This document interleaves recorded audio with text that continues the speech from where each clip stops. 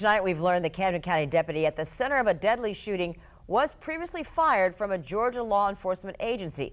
The Kingsland Police Department terminated Sergeant Buck Aldridge for violating the use of force policy.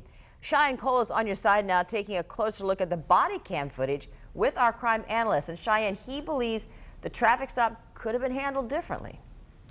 Yeah, our crime analyst with decades of law enforcement experience says in this case he believes Leonard Cure could have walked away alive if only both men had stayed calm. Mark Baughman says from getting out of his patrol car without backup to yelling aggressively at Cure, Aldridge should have behaved differently. Camden County Deputy Buck Aldridge initiated a traffic stop Monday morning, pulling over Leonard Cure on I-95 in South Georgia. Cure, who had been wrongfully convicted and imprisoned for 16 years, cooperated up until one pivotal moment. It falls apart right when he says you're going to jail. He knows nothing about Cure. Cure's done 16 years in prison wrongfully. So he's going to have an issue with law enforcement anyway, and authority. He's already been wronged once for 16 years.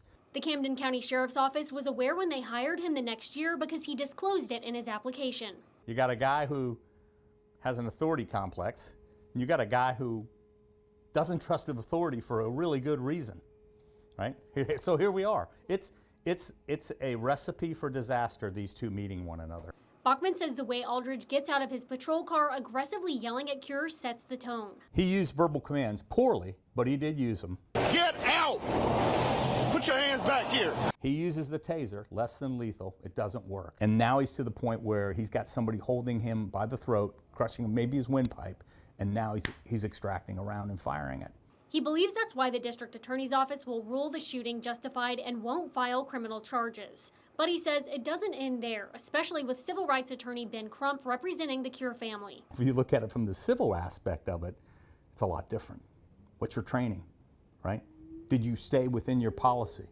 Wait a minute, you were fired from this job for this? What's Camden County's exposure to this?